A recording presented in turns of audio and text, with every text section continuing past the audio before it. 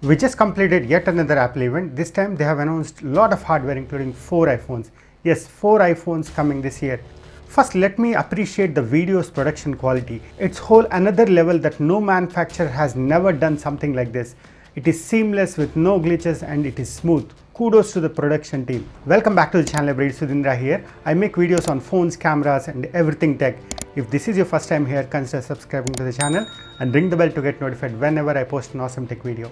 The event has a lot of exciting things. Let's try to cover all these things under 7 minutes, shall we? Let the counter start. They built an entire house set for HomePod mini demonstration. First, let me quickly take you through HomePod mini. It is small, cute and focuses more on sound quality and Siri integration. It is priced at around $99. It can do conference call between various HomePod mini devices that a $20 Echo Dot can do. Coming to iPhones, it looks like iPhone 12 and iPhone 12 mini are the phones which got most attention this year. Yes, there is a mini version this year. These are the mid-range offerings from Apple. And in my opinion, it's a smart move by Apple because iPhone 11 is the most sold phone this year in the entire world. And by giving it a better update, it will only be a better hit, helping both the consumers as well as Apple themselves. They came with a new design, new colors, new shape, and iPhone 12 is following Apple's trend in being thinner, smaller and lighter than iPhone 11. A lot of new things came to iPhones, but the notch is here to stay. The same size, same width. They have aluminum frame. Apple's biggest upgrade in iPhone 12 this year is finally we are seeing an OLED screen on the regular iPhone 12. iPhone 11 has an IPS LCD panel. The upgrade is not limited to OLED displays. They have made a leap from HD Plus screen to Full HD Plus screen and with HDR Plus certification as well. Talking about iPhone 12 mini, it has a 5.4-inch OLED display as well, and it is smaller than iPhone SE 2. I have a concern about battery life. We have to wait and see how the phone performs in real life in terms of battery. With OLED displays, more people will be buying, and of course Apple can save some battery here and use the juice somewhere else. Where? For 5G antennas, of course. You heard me right, but more about it in a moment. Coming to the cameras, they have been upgraded too. The main sensor is a 12 megapixel f1.6 with 26mm field of view and has an OIS. Secondary is a 12 megapixel f2.4 with 13mm field of view. This is an ultra-wide sensor and has no optical image stabilization here. With such a low f-stop and optical image stabilization, the night modes on this phone should be amazing.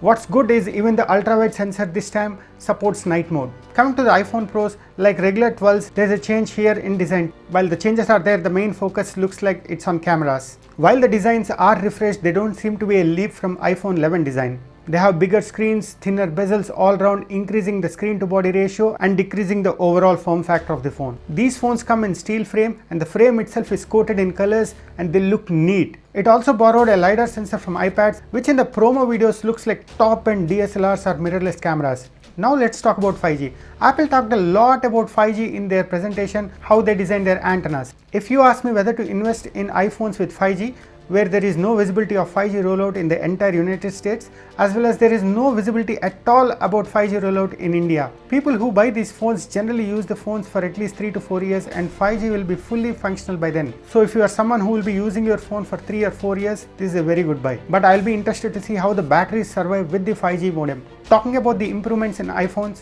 first, the heart, the beast. These phones are powered by the newest and the greatest A14 Bionic. This is a 5nm processor and Qualcomm and Samsung will have to do a lot of hard work to catch up with this processor. It has a better GPU performance and a better machine learning performance as well.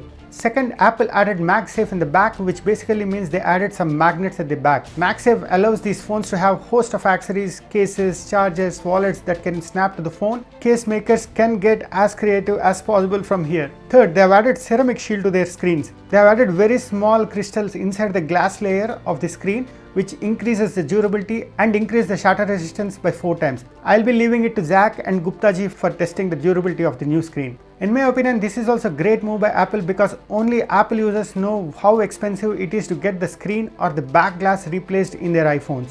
Fourth, unfortunately, Apple did not include ProMotion display in 2020 iPhones. They come with standard 60Hz refresh rate. I would have loved to see at least the Max version to have the ProMotion display, but I guess they did not include it to save some battery. Fifth, Apple wants us to save the environment, so they did not include the charger in the box. But hey, you can buy one in their store with some extra money that you did not save buying these phones. Yes, they said they are saving a lot of carbon footprint, which is a good thing. I'll leave to you to judge Apple.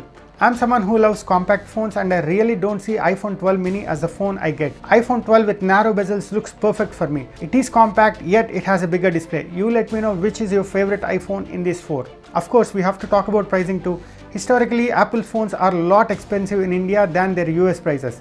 iPhone 12 mini starts at $699 with some import tax and Apple tax. In India, it starts at 69,990 rupees. iPhone 12 starts at $799, which translates to about 79,900 rupees in India.